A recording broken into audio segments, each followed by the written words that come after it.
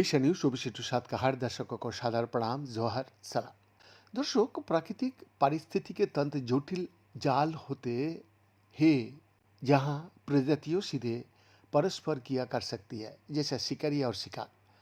यह पर्यावरणीय प्रभावों की एक श्रृंखला के माध्यम से एक दूसरे को प्रभावित कर सकती है, लेकिन क्या ये अप्रत्यक्ष परस्पर क्रिया कृषि प्रजाति के आनुवंशिक स्वरूप को स्थायी रूप से बदलने के लिए पर्याप्त शक्तिशाली हो सकती है? हाँ।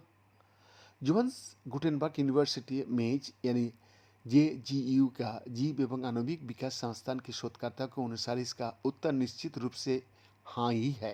PNAS में प्रकाशित एक अध्ययन में एक अंतर्राष्ट्रीय टीम ने प्रदर्शित किया है कि अप्रत्यक्ष पारिस्थितिकी प्रभाव जलीय समुदाय में तीव्र विकास को प्रेरित कर सकता है।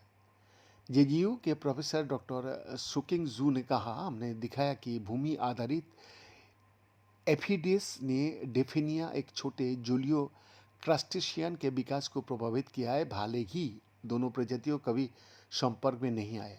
उन्होंने Swiss federal institute of aquatic science and technology, vessel विश्वविद्यालय और क्लासमैन विश्वविद्यालय की सहयोग से इस शोध का नेतृत्व किया। ये संपूर्ण अंतःक्रिया प्रजातियों के बीच अंतःक्रिया और साझा पर्यावरण के माध्यम से होती है, जो एक महत्वपूर्ण फिर भी अक्सर अनदेखा किए जाने वाली विकासवादी तंत्र को उजागर करती है।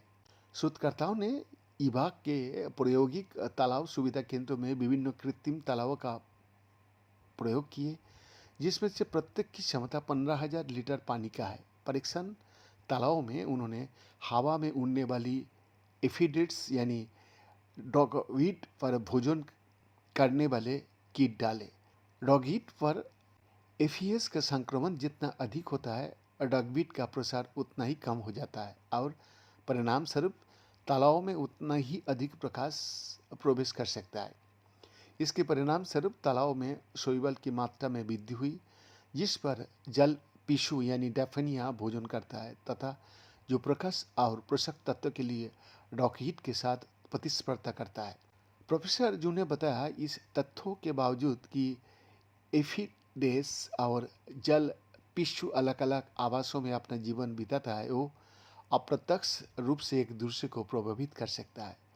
शोध दल विशेष रूप से इस बात में रुचि रखता था कि एफिडेस की गतिविधियों जल पिशुओं पर कैसे प्रभाव डालती है। उन्होंने हर 2 हफ्ते में पानी के नमूना लिए और तापमान, पोषण और ऑक्सीजन के स्तर जैसे मापदंडों का विश्लेषण किया। इसके अलावा उन्होंने एफिडेस, डॉगवीट, शैवाल और जल पिशुओं की सांद्रता का भी रिकॉर्ड किया। बीएन का एक्सक्लूसिव रिपोर्ट।